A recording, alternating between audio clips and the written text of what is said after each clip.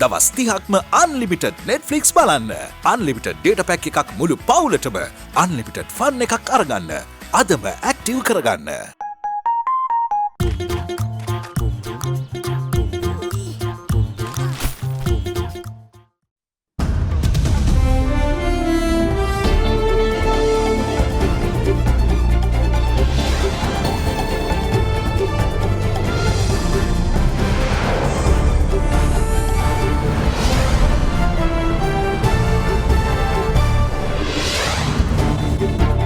අද 2020 ඔක්තෝබර් 22 බ්‍රහස්පතින්දා සිරස්තන.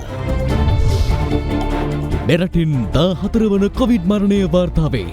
Colombo district police බල ප්‍රදේශ 6කටත් නිරෝධායන ඇඳින නීතිය.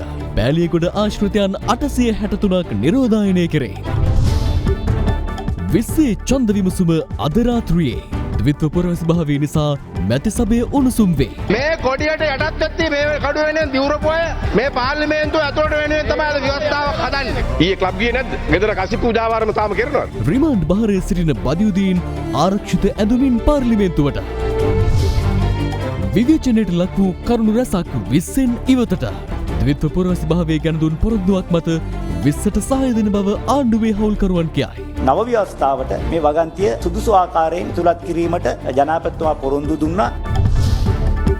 පාස්කු බෝම්බකරු සහරාන්ගේ බිරිඳ පළමුවරට ජනපති කොමිසමට. ප්‍රහාරයට පෙර සහරාන්ගේ සොයුරෙක් CIDට ගෙන්වා මුදාහැරි බවට තොරතුරක්. කොවිඩ් බිය යුරෝපයේ පුරා පැතිරේ. රටවල් රසක තහංචි අලුත් කෙරේ. ඇල්කොහොල් අඩංගු හෑන්ඩ් සැනිටයිසර් භාවිත කරන්න. ලෙඩ රෝග ඇති කරන විෂ බීජවලට එරෙහිව සටන් කරන්න. හඳුන්වා දීමේ මිල රුපියල් 350යි. From Ada Derana, this is Ada Derana Prime Time with Vasanthi Nanayakara and Dilipa Hinayaka. Live from Studio 24 in Colombo. අයුබෝවන් ඔබදත් එක්වන්නේ ශ්‍රී ලංකාවේ අංක 1 සහ විශ්වසනීයම පුවත් විකාශය අද දෙරණ 6:55 සමග. මෙරටින් 14 වන කොවිඩ් ආසාදිත මරණය අද පස්වරුවේ වාර්තා වුණා. මෙලෙස මිය ගොස් තිබුණේ කුලියාපිටියේ පදිංචි 50 හැවිරිදි කාන්තාවක් බවයි සෞඛ්‍ය අමාත්‍යාංශය සඳහන් කළේ.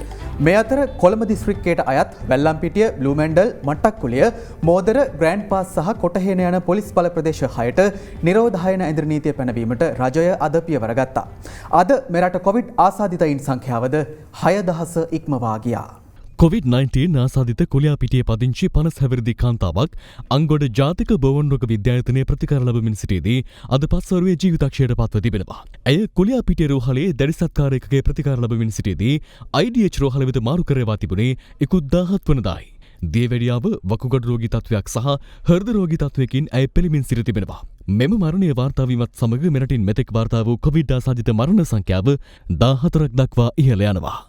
කොවිඩ් ව්‍යාප්තිය සැලකිල්ලට ගනිමින් කොළඹ දිස්ත්‍රික්කයට අයත් වැල්ලම්පිටිය, බ්ලූමැන්ඩල්, මට්ටක්කුලිය, මෝදර, ග්‍රෑන්ඩ් පාස් යන පොලිස් බල ප්‍රදේශවලට නිරෝධායන ඇඳින නීතිය පැනවීමට සෞඛ්‍ය අංශය අද තීරණය කළා. මෙලෙස ඇඳින නීතිය පැනවීමට හේතු වී තිබුණේ පෑලියගොඩ මධ්‍යම මත්ස්‍ය වෙළඳ සංකීර්ණයෙන් ඊයේ හඳුනාගත් ආසාදිත වෙළඳුන් 46 දෙනාගෙන් සැලකිය යුතු ප්‍රමාණයක් එම ප්‍රදේශවල පදිංචිකරුවන් වීමයි. මෙම පොලිස් බල ප්‍රදේශවලට ඇඳින නීතිය පනවන බව ප්‍රචාර වීමත් සමග ආහාර ද්‍රව්‍ය මිලදී ගැනීම සඳහා ජනතාව වෙළඳසැල් වෙත විශාල වශයෙන් එක්රැස් සිටිනු දක්නට ලැබුණා.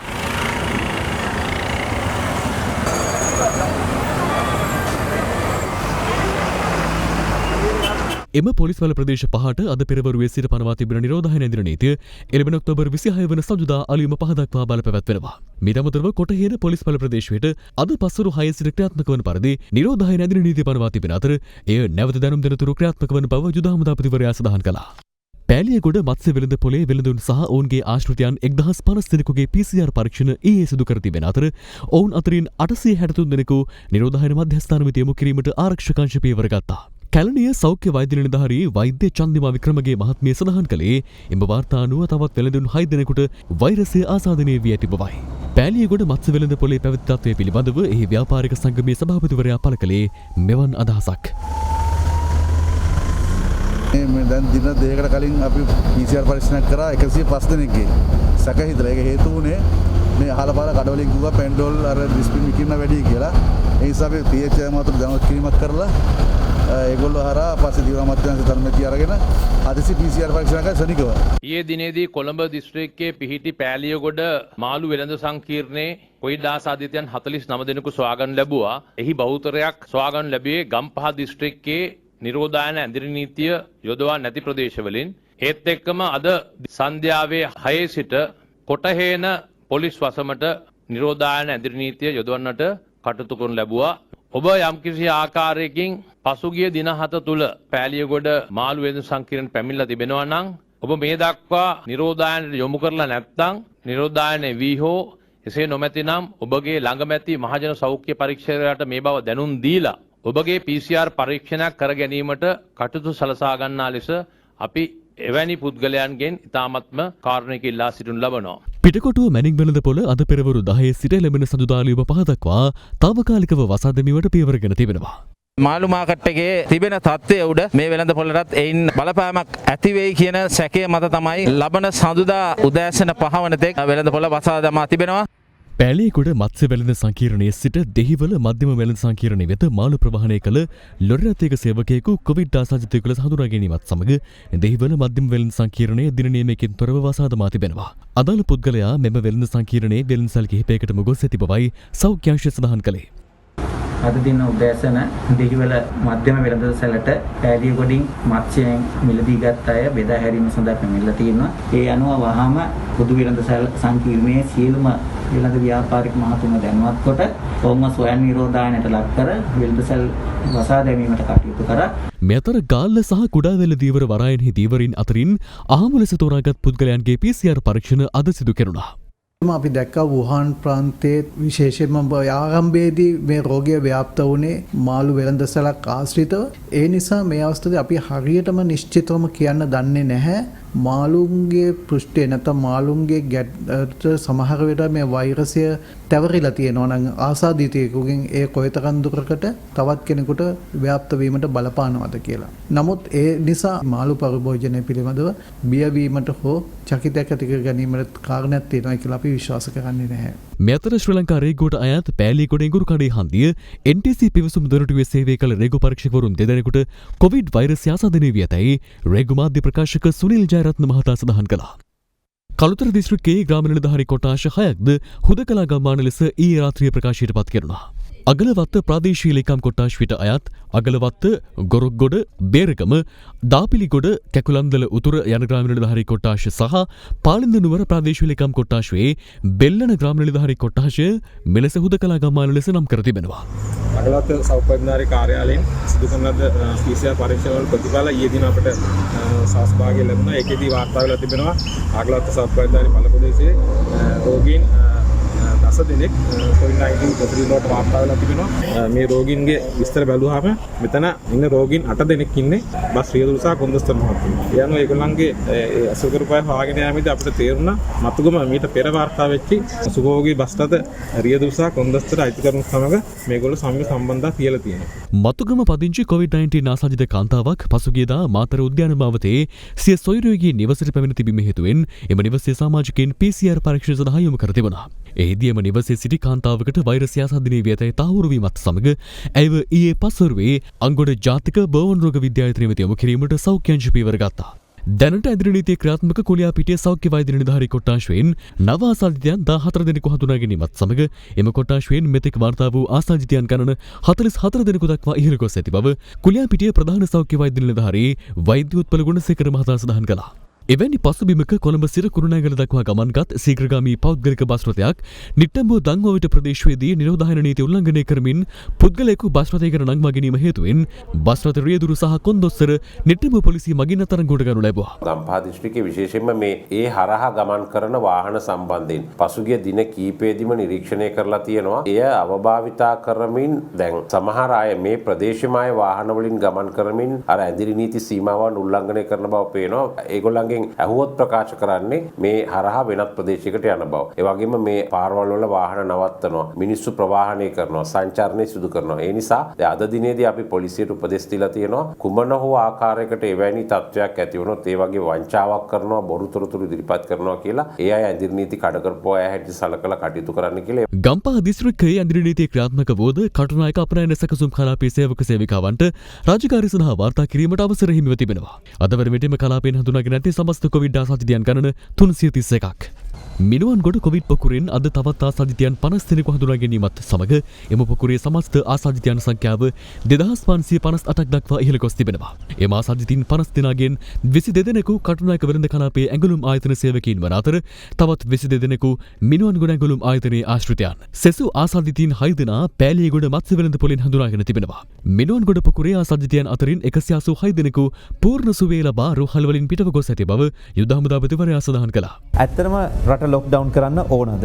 රට ඇතුලේ ලොක්ඩවුන් කරලා ඔක්කොම කඩාකප්පල් කරගන්නවද?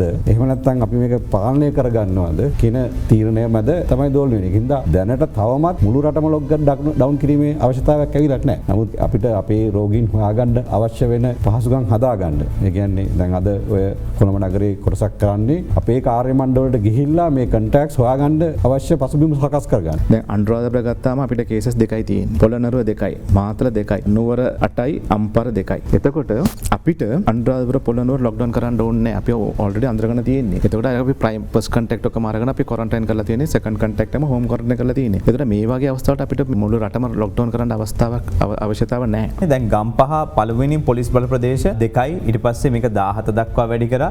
ඊට පස්සේ ඊයේ වෙනකොට 24යි දිස්ත්‍රික්කෙටම ආවා. එකපාර ගම්පහ වැහුවා නම් ප්‍රශ්න ඉවර වෙනවනේ. එහෙනම් මේ ඔය දැන් පස්සේ අහු වෙනකොට වහ ඉන්න ඕනේ නැහනේ. මේක වහන්නේ අපි තීරණය කරන්නේ ඒ පොලිස් කොට්ටාසයෙන් ඉන්න පොසිටිව් කේසස් මත. නම් ප්‍රමාණයක් වැඩි වුණාම තමයි ඒක ලොක්ඩවුන් කරන්නේ අපි. දැන් මේ දවස්වල ගම්පහ අපි ලොක්ඩවුන් කරේ අර මැනින් මාකට් ඉෂු නිසා. මාකට් එකට රටේ හැමතැනම ඉඳලා එනවනේ. ඇටන්, වවුනියාව, මේ කොළඹ.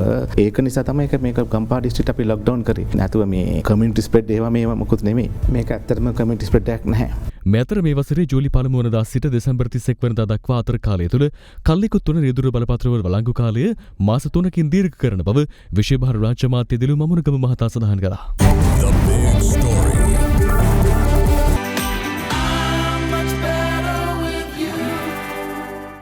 සේෆ්ගාඩ් හෑන්ඩ් සැනිටයිසර් නවතම නිෂ්පාදන පෙළ නීරෝගිමත් දිවියකට.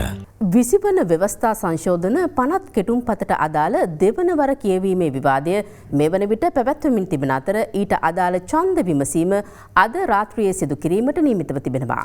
විවාදයට එක්වෙමින් ආණ්ඩුවේ හවුල්කාර සියලුම පක්ෂ පනත් කෙටුම්පතට පක්ෂව ඡන්දය ප්‍රකාශ කරන බව සඳහන් කළ අතර විපක්ෂයේ සියලුම පක්ෂ ඊට එරෙහිව ඡන්දය ප්‍රකාශ කරන බව සඳහන් කළා. රක්ෂිත බන්ධනාගාරගතව මේගමුව පල්ලන් සේන තරුණ වර්ධකරුවන්ගේ විශෝධන මධ්‍යස්ථානයේ නිරෝධායනය වෙමින් සිටි සමගි ජනබලවේගයේ පාර්ලිමේන්තු මන්ත්‍රී රිෂාඩ් බදියුදීන් මහතාව කතානායකවරයා කළ ඉල්ලීමකට අනුව අද පාර්ලිමේන්තුව වෙත රැගෙන ආවා. 20 වන ව්‍යවස්ථා සංශෝධන පනත් කෙටුම්පතට අදාළ දෙවන වර කියවීමේ ඡන්ද විමසීමට සහභාගී වීම සඳහා අද සෞඛ්‍ය උපදෙස්වලට අනුව විශේෂිත ආරක්ෂක ඇඳුමක් ඇඳ ඔහු බන්ධනාගාර බස් රථයකින් පැමිණියා. ඔහුට අද දින පාර්ලිමේන්තු සභාගාරය තුළ පසු පෙළ විශේෂාසනයක්ද වෙන් කර තිබෙනවා. මේ අතර 20 වන ව්‍යවස්ථා සංශෝධන පනත් කෙටුම්පතට අදාළ දෙවන වර කියවීමේ විවාදය අද දෙවන දිනටත් ආරම්භ කෙරුණා. මේ 20 වෙනි සංශෝධනයේ දිහා බැලුවහම කිසිසේත්ම ජනාධිපතිවරයා පඹය කරන්නටත් අගමැතිවරයා පියන් කෙනෙක් කරන්නටත් ව්‍යවස්ථා සංශෝධන ගෙනීම සුදුසු නැහැ. ඇයි පවර් ෂෙයාරින් වැඩසටහනක් ක්‍රියාත්මක කරන්න බැරි අධිකරණ ඇපතිතුමා? ඒක තමයි ක්‍රියාත්මක වෙන්නේ. එතුමා පිළිගන්නවා. ඒ වගේම අද යුගයේ අවශ්‍යතාවය මොකද්ද? රට ගැන හිතනවා නම් මොකද්ද ගේන්න ඕන? නව සෞඛ්‍ය පනතක් ගේන්න. නව නිරෝධායන පනතක් ගේන්නට ඕන. ත්‍රස්තවාදී ක්‍රියාවන් වල යෙදෙන ඒ ඔප්පුණු කණ්ඩායම් වලට මරණීය දඬුවම ගේන්නට ඕන. කුඩු ව්‍යාපාරයේ ක්‍රියාත්මක කරන ඒ කුඩු කණ්ඩායම් වලට මරණීය දඬුවම ගේන්නට ඕන. මෙන්න ජාතික න්‍යාය පත්‍රයේ ඉහළින්ම තියෙන්නට ඕන දේවල්. මේ අවුරුද්දකින් පස්සේ හරියට කරනවයි කියලා ඒට ඉස්සෙල්ලා වැරදි 20ක් ගේන එක සාධාරණද? ඔබතුමා කිව්වා මරණීය දණ්ඩනය ගේන්න කියලා. ඒ ඔබතුමාගේ පෞද්ගලික අදහසද ඔබතුමාගේ පක්ෂයේ අදහසද? පෞද්ගලික අදහස් නෑනේ අපේ. ඔබතුමාලගේ පාර්ශවය තමයි පෞද්ගලික අදහස් දෙන්නේ. මරණීය දණ්ඩනය ගෙවන්න කමන්නේ. පක්ෂ අදහස්. ඔබතුමාලගේ පක්ෂයේ සියලුම දෙනා ශ්‍රේෂ්ඨාධිකරණයට ගිහිල්ලා තියෙනවා මරණීය දණ්ඩනය ගේන්න එපා කියලා. මේක අපි සඳහන් කරලා තියාගන්න. හොඳයි හොඳයි පක්ෂය හරි. මම දන්නේ ගරු අධිකරණ ඇමතිතුමා විරුද්ධද කියලා. ත්‍රස්තවාදයට විරුද්ධව මරණීය දණ්ඩනය ක්‍රියාත්මක කරනකොට මේ රටේ අධිකරණ ඇමතිතුමා විරුද්ධද? ද්විත්ව පුරවැසියෙක් කියන්නේ ලංකාවේ පුරවැසියෙක්. ලංකාවේ පුරවැසියෙක්. ඉතින් එහෙමනම් ඒ පුරවැසියාට අන් සියලු පුරවැසියන්ට තිබෙන අයිතිවාසිකම් වරප්‍රසාද නොමසුරුව ලැබිය යුතුයි කියලා ශ්‍රී ලංකා ආණ්ඩු ක්‍රම ව්‍යවස්ථාවේ පැහැදිලිව සඳහන් වෙනවා. ස්වාධීන කොමිසම් සභාව පිළිබඳ අදහස් සමාජයට පළමු කොටම ඉදිරිපත් කරපු 17 වෙනි සංශෝධනයේ යම් ප්‍රමාණයකට නිර්මාතෘවරයෙක් හැටියට කටයුතු කරපු 17ට ප්‍රතිපක්ෂ 18ත් නිර්මාතෘවරයෙක් හැටියට කටයුතු කරපු 19 වෙනි සංශෝධනයට අතෝසෝපු දැන් 20 වෙනි සංශෝධනයේ සාධාරණත්වය පිළිබඳව කරුණු ගෙන හැරපෑ ගරු ජී.එල්.පීරි සමාජතුමාගෙන් පසුව කතා කරන්න ලැබීම බොහොම සතුටුයි. දැන් අපි දන්නවා අමාත්‍යංශක ලේකම්වරයෙක් පත් කිරීමේ බලය ජනාධිපතිවරයාට තිබෙනවා. ඒක නිර්ණායක නැහැ. ගත්තොත් අපි දන්නවා සෞඛ්‍ය අමාත්‍යංශ ලේකම්වරයා නේද හමුදා නිලධාරියෙක්, විදේශ අමාත්‍යංශ ලේකම්වරයා හමුදා නිලධාරියෙක්. මකට ප්‍රශ්නයක් නැහැ. හැබැයි දැන් තමුන්වහන්සේලා මේකට අලුත් වගන්තියක් දානවා. අමාත්‍යංශක ලේකම්වරයා දූර දැරීම එසේ නතර වූ අවස්ථාවක අමාත්‍ය මණ්ඩලය විසින් ඒ ලේකම්වරයා රජයේ සේවයේ වෙනත් යම් කිසි තනතුරකට පත් කරනු ලැබිය හැක්කේය. සාමාන්‍ය සම්ප්‍රදායක් හැටියට එම දෙපාර්තමේන්තුව ඇතුලේ ජ්‍යෙෂ්ඨතම නියෝජ්‍ය අධ්‍යක්ෂකවරයා හෝ ජ්‍යෙෂ්ඨතම නියෝජ්‍ය කොමසාරිස්වරයා අධ්‍යක්ෂ ජනරාල් ධූරයට පත් වෙනවා. හැබැයි අමාත්‍යංශක හිටපු ඕනෑම ලේකම්වරයෙක් රජයේ වෙනත් තනතුරකට පත් කරන්න. විදේශ කටයුතු අමාත්‍යංශයේ ලේකම්වරයා විදේශ කටයුතු දෙපාර්තමේන්තුවේ අධ්‍යක්ෂ ජනරාල්වරයා බවට ඔව්ව පත් කළ හැකි. ඇයි? ඔව් සුදුසුකමක් ලබාගෙන තිර හිටපු අමාත්‍ය ලේකම්වරයෙක් කියන. ඉතින් ඔබතුමාලා ඔළුව වැඩුවට වැඩක් නැහැ කියවන්න. මම මේ ව්‍යවස්ථාවේ තියෙන කියවන්නේ. ද්විත්ව ප්‍රවේශභාවය පිළිබඳව මේකේ විශාල සාකච්ඡාවට බඳු මී තිබෙනවා. මා කියන එක අයින් කරන්න කියලා. ඒක අයින් කරන්න බැරි නම් අඩුම තරමේ මේක සංශෝධනය කරන්න ද්විත්ව පුරවැසියන්ට අපේ රටේ පාර්ලිමේන්තුවට පළාත් සභාවට නැත්නම් ජනාධිපතිවරයා බවට පත් වෙන්න බෑ. එහෙත් එම වගන්තිය බැසිල් රාජපක්ෂට අදාළ නොවේ කියලා. කමක් නැහැ. එතකොට කරු කතානායකතුමනි මේක එක තැනකින් මේක බේරෙනවනේ. මෛත්‍රී රනිල් ආණ්ඩුව කියනකට තව කෑල්ලක් එකතු වෙන්න ඕන. ඒක මෛත්‍රී රනිල් අනුර කුමාර දිසානායක එකතු වෙලා හදපු ආණ්ඩුව. යහපාලන ආණ්ඩුවේ උප්පත්තියේ සදාදරණීය පියවරු තිදෙනා.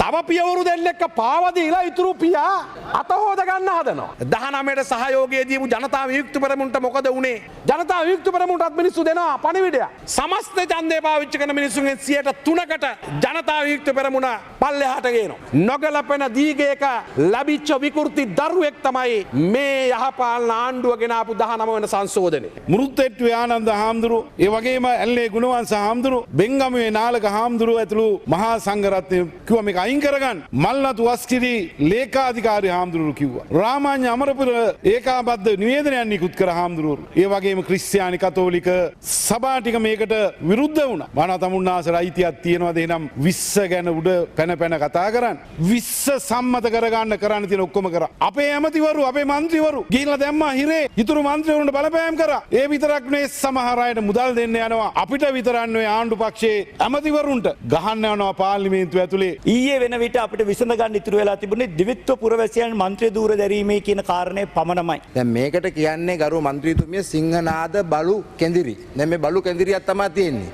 අද දවල් වෙනකන් සිංහනාද නගලා දැන් බලු කෙඳිරියක් මේ. ගැටලුවක් නෙවෙයි.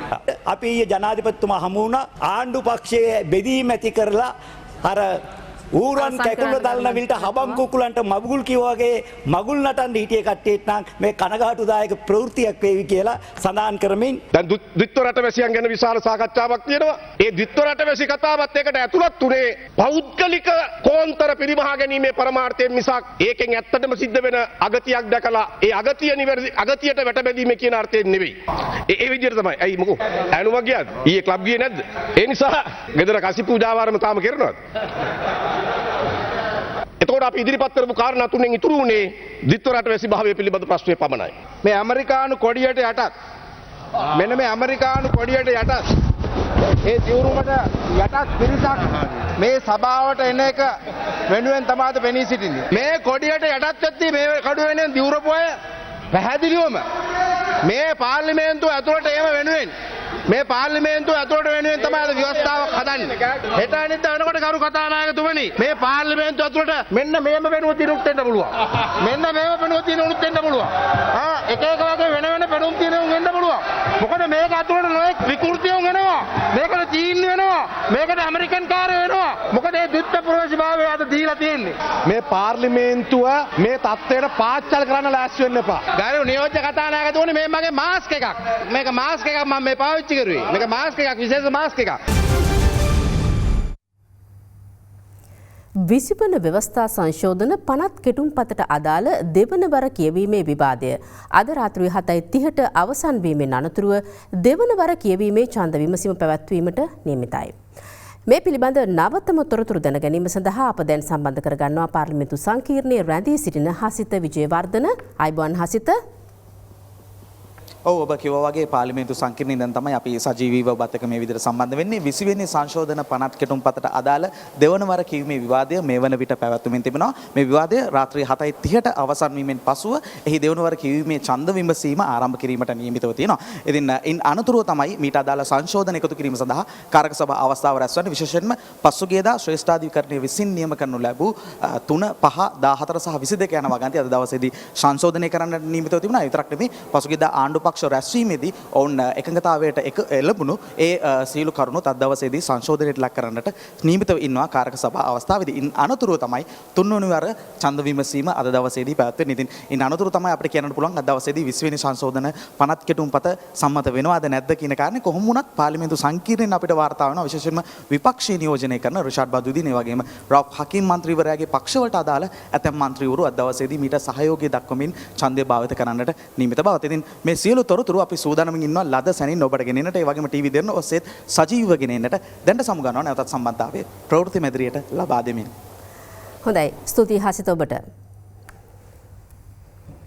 ද්විත්ව පුරවැසි භාවය සම්බන්ධ වූ කරුණ ඉදිරියේදී ගෙන ඒමට නියමිත නව ආණ්ඩු ක්‍රම ව්‍යවස්ථාවට ඇතුළත් කිරීමට ජනාධිපතිවරයා එකඟත්වය පළ කිරීම නිසා අද 20 වන ව්‍යවස්ථා සංශෝධන පනත් කෙටුම් පතට පක්ෂව ඡන්දය ලබා දෙන බව ආණ්ඩුවේ හවුල්කාර පක්ෂ කිහිපයක් අද පෙරවරුවේ මාධ්‍ය හමුවක් පවත්වමින් සඳහන් කළා.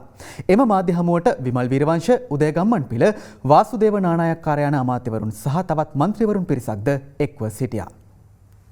දිවිත්ව පුරවැසියන්ට මන්ත්‍රී ධූර දැරීමට තියෙන අවස්ථාව පමණයි අපිට අපේ ඉල්ලීම් අතුරෙන් ඉටු නොවුණු ඉල්ලීමක් බවට පත් වුණේ. ඒ සඳහා අපි සමාජ සංවාදයක් ගොඩනගමින් ඉන්න අතර ඊයේ ජනාධිපතිතුමා පක්ෂ නායකයන්ට ඒ සංවාදයේ සිටින පක්ෂ නායකයන්ට එතුමා ආරාධනා කරා සාකච්ඡාවකට මල් වීරවංශ මැතිතුමන්, වාසුදේව නානායක්කාර මැතිතුමන්, මම ටිරාන් අලස් මැතිතුමන්, ඒ වගේම ජනාධිපති නීතිඥ විජේදාස රාජපක්ෂ මැතිතුමන් යන අය මෙම සාකච්ඡාවට සම්බන්ධ වුණා. එතෙන්දී ජනාධිපතිතුමා තමන්ගේ හැඟීම්බර ප්‍රකාශයක් අපට ඉදිරිපත් කරමින් කිව්වා මේ දිවිත්ව පුරවැසි වගන්තිය පිළිබඳ රටේ සංවාදයක් තිබුණේ නැහැ. මේ වගන්තිය ගෙනාවේ මම ජනාධිපතිවරණයට ඉදිරිපත් වෙන එක වළක්වා ගන්න. මේ වගන්තිය පිළිබඳ මට තියෙන්නේ හැඟීම්බර ප්‍රශ්නයක්. ඒ නිසා මට මේ වගන්තිය ඉවත් කරගන්න ඉඩ දෙන්න. ඔබේ තාර්කික කාරණාවලටත් මම එකඟයි. ඒ නිසා නව ව්‍යවස්ථාවට අනිවාර්යයෙන් මේ වගන්තිය අපි යලි එකතු කරමු කියලා. ඒ අනුව ජනාධිපතිතුමා පොරොන්දු වුණ අද දින පාර්ලිමේන්තුවේ අධිකරණ ඇමතුමා හරහා ප්‍රකාශයක් කරන්න මේ දිනවල කඩිනමින් සකස් කරමින් යන ජනාධිපතිතුමාගේ දෙවෙනි පදවි ප්‍රාප්තියට පෙර අනිවාර්යයෙන්ම පාර්ලිමේන්තුවේ ඉදිරිපත් කිරීමට බලාපොරොත්තු වන නව ව්‍යවස්ථාවට මේ වගන්තිය සුදුසු ආකාරයෙන් සකස් කර ඇතුළත් කිරීමට ජනාධිපතිතුමා පොරොන්දු දුන්නා. ඒ එකක් කර අන් සියලුම ඉල්ලීම් මේ වෙන විට ලබා දී තිබෙන නිසා එතුමාගේ ඉල්ලීමට එකඟ වෙන්න අපි ඊයේ තීරණය කරා. යන 20 වන සංශෝධනයට සහයෝගය දෙන්න තීරණය කරා. එකඟ වූ සංශෝධන වලට යටත්ව අනාගතයේ වැඩපිළිවෙල ගැන සහතිකය පිළිබඳ බලාපොරොත්තුවට යටත්ව අපි ඔක්කොම 20 වෙනි සංශෝධනයට ඡන්දය දෙන්න එකඟ වෙලා තිබෙනවා. විශේෂයෙන්ම ආණ්ඩු පක්ෂය තුල බෙදීමක් ඇති නොවන ආකාරයට කටයුතු කළ යුතුයි කියන නිගමනයට අපි සාමූහිකව ආවා. ලැජ්ජ බය දශමයක්වත් තියෙනවා නම් කිසිම දිත්ව පුරවැසියෙක් ඒ කිටි කාලය තුල මේ ඇරිච්ච දොරෙන් ඔළුව දාන එකක් නැහැ කියලා මං හිතනවා.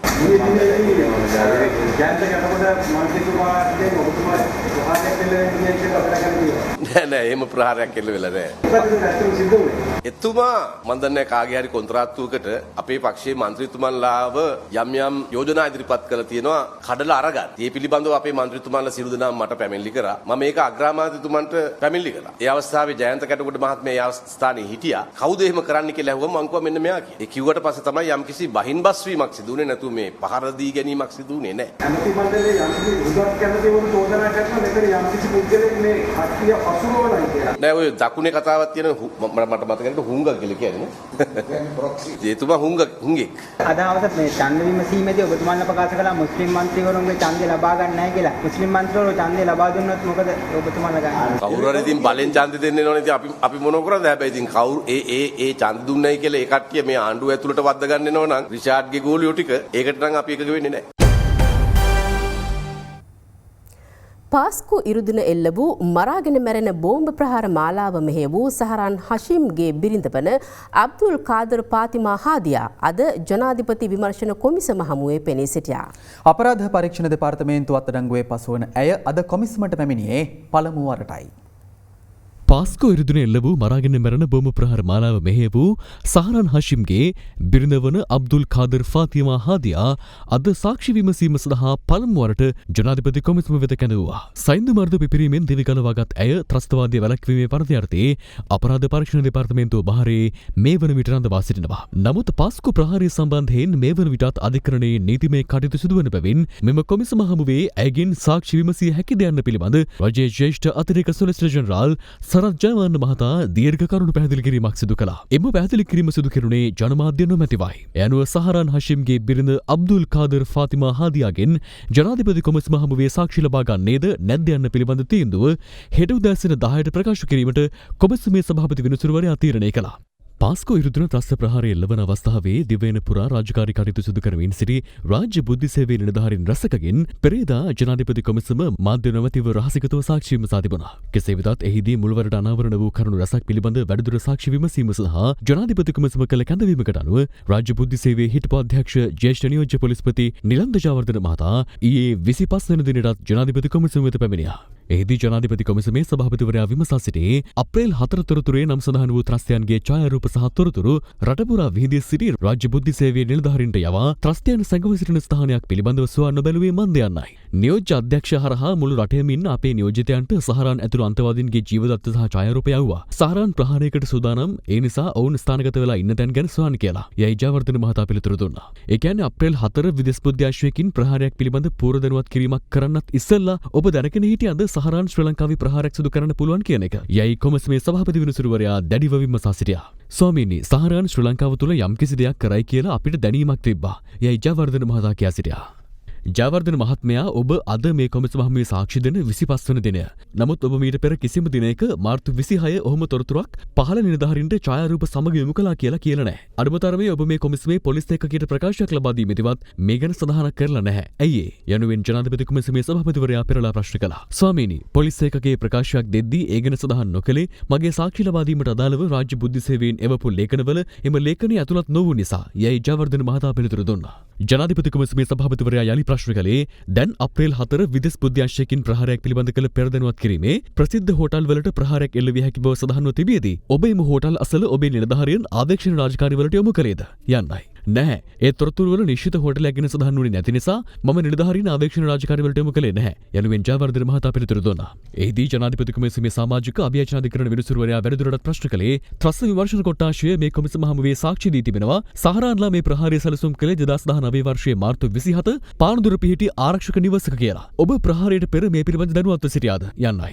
නැහැ. රාජ්‍ය බුද්ධි සේවයට ඒ වගේ තොරතුරක් ලැබී තිබුණේ නැහැ. ප්‍රහාරයෙන් පස්සේ දැන් හැමෝම ඇවිත් කියනවා අරක දැනන් හිටියා මේක දැනන් හිටියා කියලා. ඒත් එහෙම කියලා නැහැ. ඔය ප්‍රහාරය සැලසුම් කරන මුල් අවස්ථාවේ ඉඳලා දෙහිවල ට්‍රොපිකල් ඉන් වල පිපිරීමකින් මිය ගිය ජමීල් කියන ත්‍රස්තවාදියා ඉඳලා තියෙනවා. අපි ඔය කියන ජමීල් අන්තවාදී කියලා කිව්වේ 2017 ඉඳලා. ඒත් ජමීල්ව CID එකට ගෙනල්ලා එයා මොකකටවත් සම්බන්ධ නැහැ. හොඳලා මේ කියලා යන්නේ යවුවා. තවත් විශේෂ දෙයක් තියෙනවා කියන්න. මේක මට තහවුරු වෙච්ච දෙයක් නෙවෙයි හැබැයි අහන්න ලැබුණා. සයින්ද මර්දුවලදී මිය ගිය සහරාන්ගේ සහෝදරයෙක් වන ෂෙයිනිවත් ප්‍රහාරයට ඉස්සරලා මාර්තු 23 වෙනිදා CID එකට ගෙනල්ලා පස්සේ ආපහු යන්න කියලා තියෙනවා. ඉතින් ඔය කියන අයව ගෙනල්ලා පස්සේ යන්න නොකිය ප්‍රශ්න කළා නම් මේ වගේ විනාශයක් වෙන්න කලින් සෑම දෙයක්ම අනාවරණ කරගන්න තිබුණා. යයි රාජ්‍ය බුද්ධි සේවයේ හිටපු අධ්‍යක්ෂ නිලන්ත ජයවර්ධන මහතා වැඩිදුරටත් සාක්ෂි දුන්නා.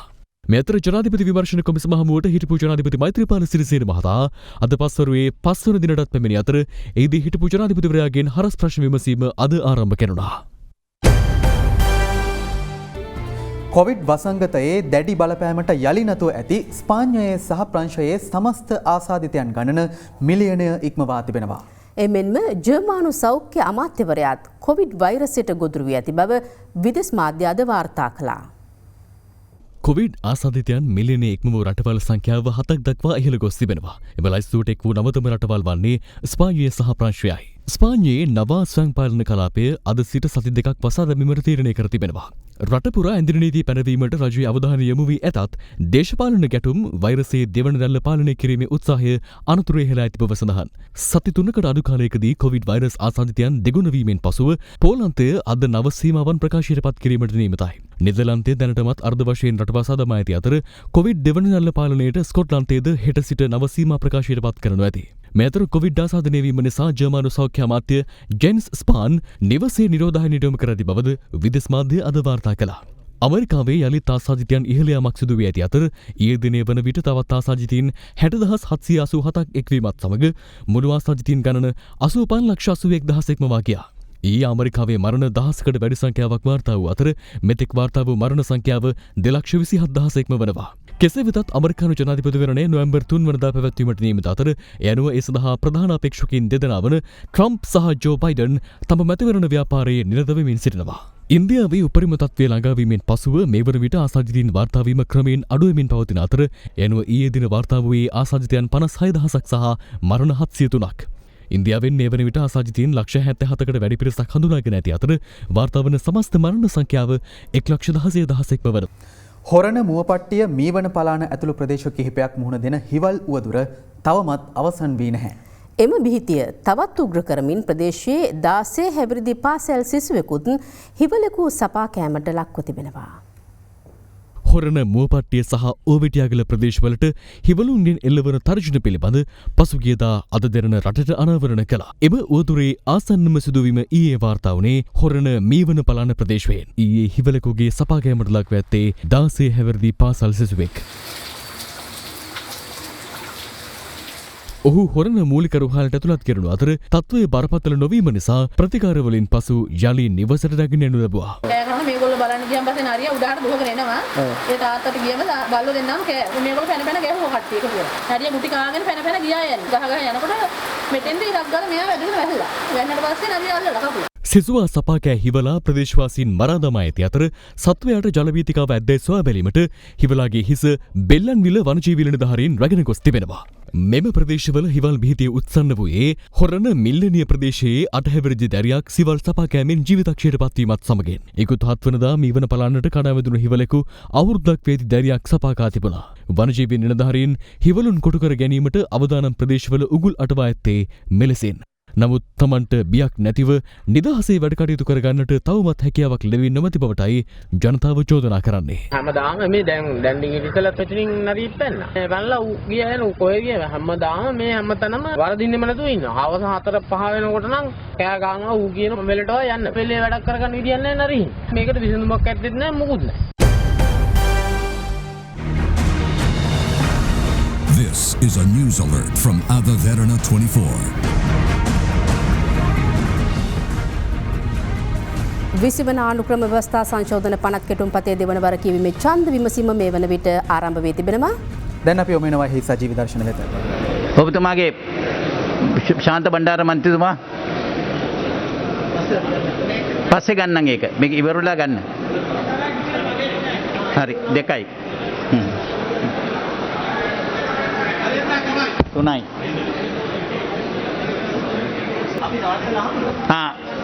එහෙනම් දැන් නතර වෙන්න. දැන් නතර කරන්න. නොහැකි වුණු මන්ත්‍රීවරුන්ට මන්ත්‍රීවරුන්ගේ නම් සමග ඉදිරිපත් වෙන්න. එක එක්කෙනා.